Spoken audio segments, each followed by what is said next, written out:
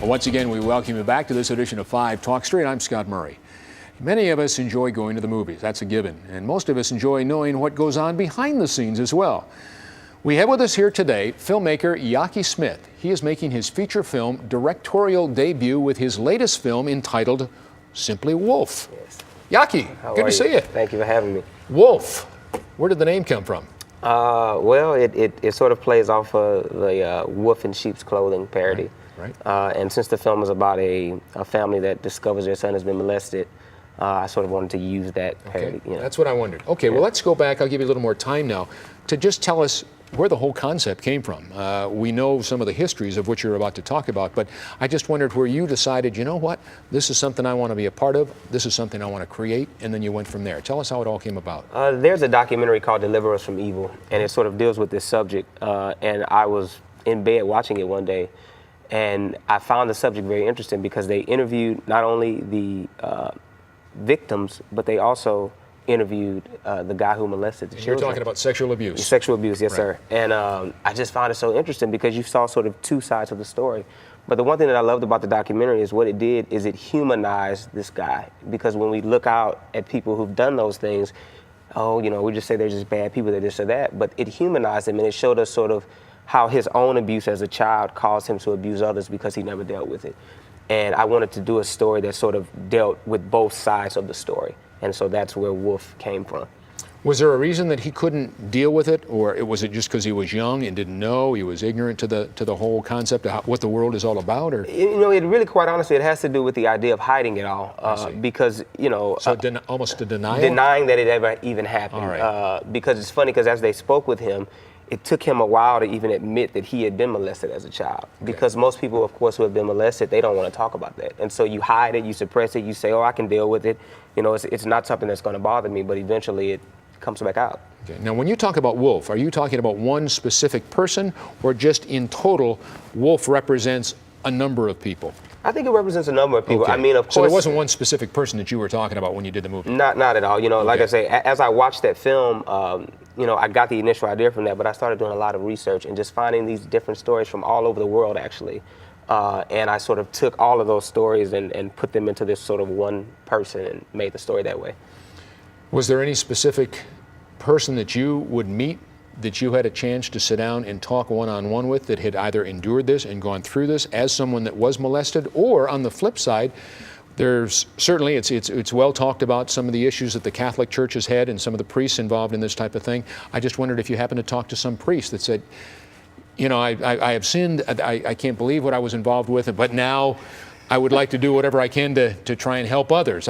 Sometimes, you know, somebody sees okay? No, I didn't have that conversation. Okay, I have to be honest. However, it was interesting because as we started to raise money for the film, we did this trailer. And once I put the trailer out on Facebook, I started to get a lot of Facebook messages from people who had been molested. Gone through this. I'm sure there were many. Many. And as I got their stories found their way into my screenplay. Interesting. Yeah. What about the backlash that you might be receiving, either from the Catholic Church or any religious organization that has, you know, it's been documented that this has been an issue?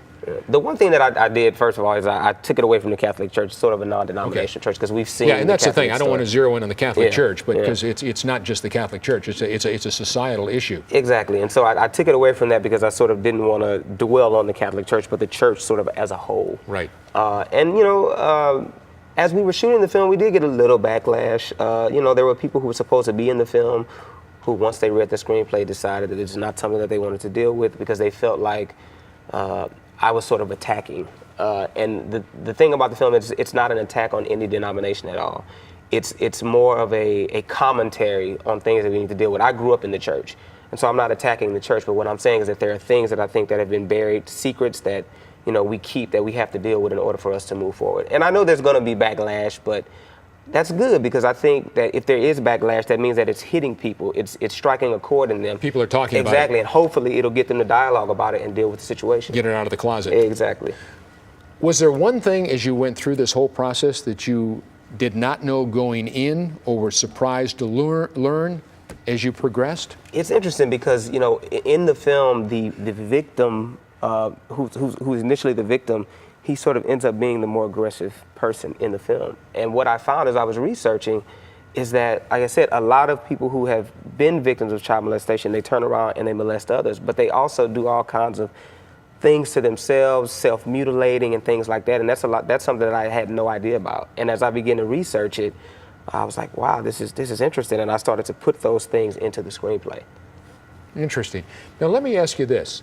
Whenever I go into something like this, or I see a project in front of me, I think to myself, how can I entertain? How can I educate? How can I engage? All those E words, so to speak. Yeah. But that's what it's all about when you're putting together something. Do you feel you accomplished what you initially set out to achieve from an entertainment standpoint, from an educational standpoint, to engage people and, as you said, bring it out of the closet and let them see this is an issue that we all have to deal with and we better get with the program? You know, I think I did. You know, again, you know, we haven't premiered the film yet, so I'll find out the minute we have the premiere. But it was interesting. I had a test screening in Austin in November. And just from that test screening, I feel like, you know, people started to even talk then. Just with the 50 people who were in the room, debate started to happen about should we hide this, should we talk about it, should we be saying anything about it. And I feel like just from that initial screening, that's what I wanted to happen. I want people to dialogue. And so I hope that it is entertaining and it's thought-provoking and it will cause us dialogue. Okay, and I was going to say positives that have come out of it over and above what you just shared with me. Anything else comes to mind? Not yet. And I say positives, things that you're maybe proud of. You know what? It's over and done with. I know people have, it hasn't come out, but you say, you know what? I feel good about what we've got here. Oh, I feel great about it because I think overall, the cast that I was able to assemble, they were all great. They brought their A game, and it feels genuine. It doesn't feel like a film. It feels more like a documentary. It feels like you're watching the lives of real people, and that's what I set out to accomplish when I made the film. And so I am proud of that. I'm proud of the way it looks. I was just in Austin this past weekend doing the final tweaks on it.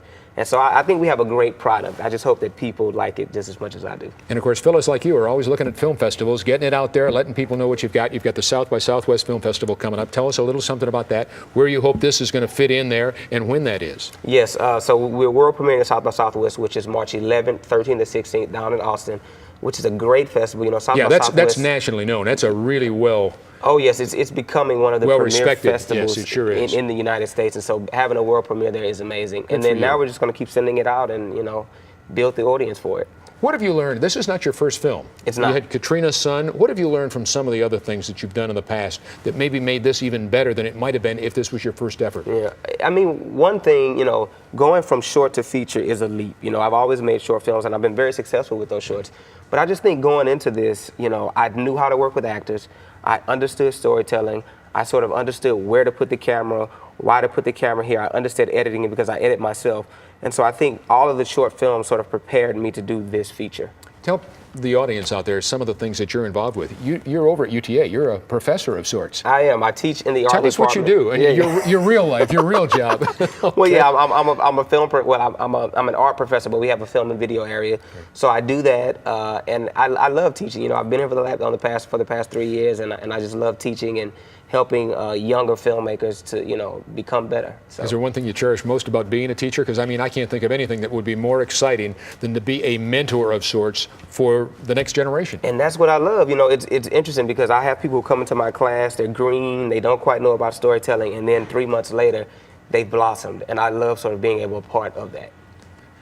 What's in the future? I'm working on another film right now, another screenplay. Before this one's even out, you got another one up your sleeve. I'm already working on the next screenplay, and so hopefully we'll be shooting it in the next year and a half or so. Any secrets you want to share with us? I can't share anything. I'll just say it's part dance film, part gritty drama. So it's City of God meets Pena. That's all I can say. That's it. What's the best part about what you do day in and day out? It's very obvious you're passionate to the nth degree about what you do. So what do you enjoy most? You know what? I love the audience's reaction. You know, whenever I make a film, I go into it hoping that this film will cause dialogue, hoping that it will be thought-provoking. And every film that I've ever screened, I love during Q&As, people say, you know, I see myself in this film, or you'd really cause me to think about a certain thing. And so that's why I make films. You're a good man. Wolf is the name of the movie. Yes, sir. We wish you well. Thank you so much. Fantastic. Well, that's it for this edition of 5 Talk Street. We'll certainly look for your film, and we certainly look for you next time around. In the meantime, I'm Scott Murray. Have a great day, everybody. Thanks so much.